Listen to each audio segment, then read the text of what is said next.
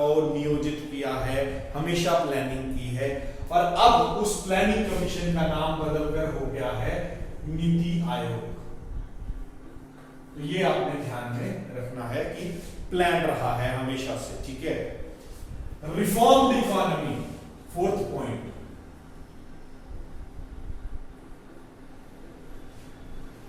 कि हमारी काफी रिफॉर्म्ड इकोनॉमी है, ठीक है, भारत की।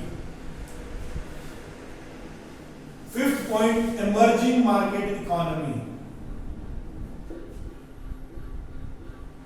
ये बहुत ही इंपॉर्टेंट है। Emerging market economy, emerging market economy का मतलब क्या है? उभरती बाजार अर्थव्यवस्था, कि हम अपनी जो बाजारिक अर्थव्यवस्था है उसमें उभर रहे हैं, हम इमर्जिंग हैं। इसी कारण से तो हमारी जो जीडीपी है वो इंक्रीज हुई है। इमर्जिंग मार्केट इकोनॉमी यानी कि उभरती हुई बाजार अर्थव्यवस्था है हमारी, जिसको मैं आपको एक और पॉइंट इसी के साथ रिलेट करके बताता हूं, 6 पॉइंट को, ठीक है। इमर्जिंग मार्केट इकोनॉमी के साथ, that is fastest growing economy.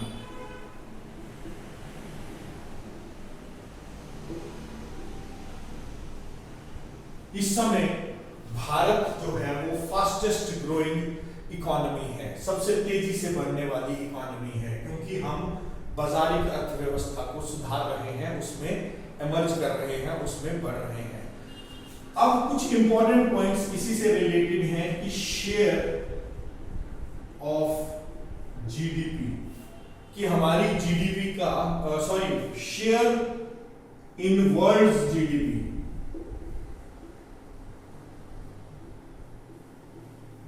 कि पूरी विश्व की जीडीपी में हमारा शेयर क्या है। अगर मैं 1991 की बात करूं, 1991 की बात करूं, तो 1991 में हम 2.5% कंट्रीब्यूट कर रहे थे as a part of world GDP. कितना कर रहे थे? 2.5% ऑफ वर्ल्ड जीडीपी। और 2016 के एक रिपोर्ट के अकॉर्डिंग, और प्रेजेंटली अभी भी 2020 में 7.5% हम कंट्रीब्यूट कर रहे हैं इन वर्ल्ड्स जीडीपी, ठीक है, टिल प्रेजेंट। अभी कोविड के कारण कहां पर गई है अर्थव्यवस्था, उसका नेक्स्ट रिपोर्ट में पता लगेगा, लेकिन अभी तक हम इसको ये मान के चल रहे हैं कि 2019 तक भी अगर मैं इसको मानूं तो 7.5% ऑफ वर्ल्ड्स जीडीपी हम कंट्रीब्यूट कर रहे हैं, ठीक है। और एक और बात, फीचर्स में, अगर फीचर्स की बात कर रहा हूं मैं, ठीक है, विशेषताओं की बात कर रहा हूं, तो contribution in world trade, contribution in world trade,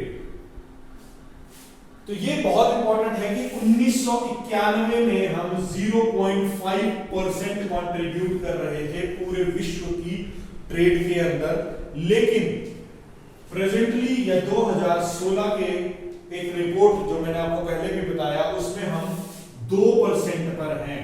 तो हमने काफी ग्रो किया है, इसलिए मैं बता रहा हूं कि इमर्जिंग मार्केट इकोनॉमी है हमारी, उभरती हुई बाजारिक अर्थव्यवस्था, क्योंकि फास्टेस्ट ग्रोइंग इकोनॉमी है, तेजी से बढ़ रहे हैं। वर्ल्ड जीडीपी में हमने 2.5 से 7.5% तक कंट्रीब्यूट कर रहे हैं प्रेजेंटली, और वर्ल्ड ट्रेड में 0.5% से 2% तक कंट्रीब्यूट कर रहे हैं, ठीक है। तो आज का जो हमारा टॉपिक था वो यहां पर खत्म हुआ, features of Indian economy.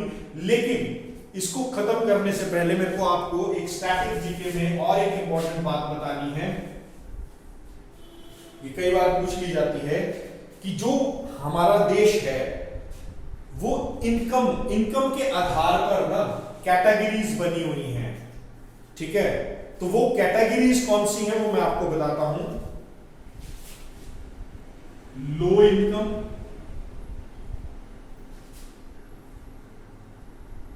Lower middle income,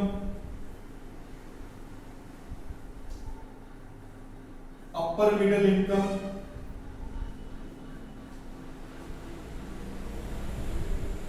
high income, non OECD, high income OECD, ये कैटेगराइजेशन है। OECD की फुल फॉर्म है organisation for economic corporation and development. Organisation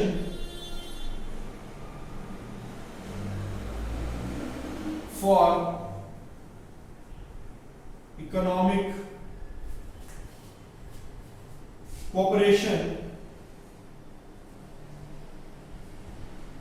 and development. ठीक है, तो इसमें इंडिया किस कैटेगरी में आता है? इंडिया आता है लोअर मिडिल इनकम कैटेगरी में। ठीक है, यहां पे पाकिस्तान भी आता है, यहां पे बांग्लादेश भी आता है। तो ये आपको याद रखना है, इकोनॉमी का इंपॉर्टेंट पार्ट है कि जो हमारा देश है वो लोअर मिडिल इनकम के कैटेगरी में आता है। और इसमें कितनी कंट्रीज हैं वो भी मैं आपको क्लियर कर देता हूं।